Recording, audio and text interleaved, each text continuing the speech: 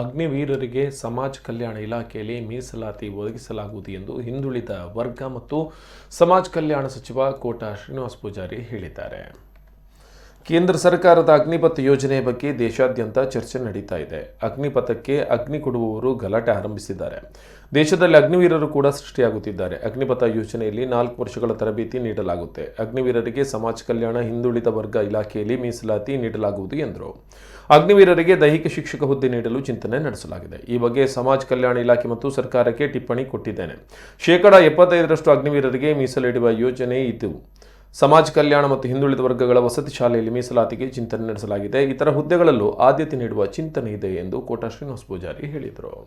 ಪೂರ್ವ ತರಬೇತಿ ಸಂಸ್ಥೆ ಆಗುತ್ತೆ. ಮಾನ್ಯ ಶಾಸಕರಾದ ರಘುಪತಿ ಭಟ್ರವರ ಕೋರಿಕೆ ಮೇರೆಗೆ ಅದನ್ನು ಉಡುಪಿ ವಿಧಾನಸಭಾ ಕ್ಷೇತ್ರದಲ್ಲಿ ಕೋಟಿ ಚೆನ್ನೈ ಹೆಸರಲ್ಲಿ ಮಾಡ್ತೇವೆ. ಹುದ್ದೆಗಳಲ್ಲಿ 75% ಅಂದಾಜು, ಈಗ ಪೂರ್ಣ ಅಧಿಕೃತ ಮಾಡಿಲ್ಲ, ಮೀಸಲಿಡಲಿಕ್ಕೆ ಬೇಕಾದಂತೆ ಯೋಜನೆ ರೂಪಿಸಬಹುದಾ ಅಂತ ಯೋಚನೆ ಮಾಡ್ತೇವೆ. ಮತ್ತು ನಮ್ಮ ಇಲಾಖೆಯಲ್ಲಿರುವಂಥ ಇತರ ಹುದ್ದೆಗಳನ್ನು ಮೀಸಲಿಸಬೇಕು ಅಂತ ಆಸೆ ಪಟ್ಟಿದ್ದೇವೆ. ಪ್ರಾರಂಭ ಆಗಿರುವುದಷ್ಟೇ, ಟಿಪ್ಪಣಿ ನಮ್ಮ ಇಲಾಖೆ ಕೊಟ್ಟಿದ್ದೆ. ಯೋಚನೆಯ ಒಂದು ಭಾಗವಾಗಿ ಯೋಜನೆ ರೂಪುಗೊಳ್ಳುತ್ತೆ. ಅನುಷ್ಠಾನ ಮಾಡಲಿಕ್ಕೆ ಸ್ವಲ್ಪ ದಿವಸಗಳು ಬೇಕು, ಯಾಕಂದ್ರೆ ನಿನ್ನೆ ಮನೆ ಪ್ರಾರಂಭ ಆಗಿರೋದು ಇದೆಲ್ಲ.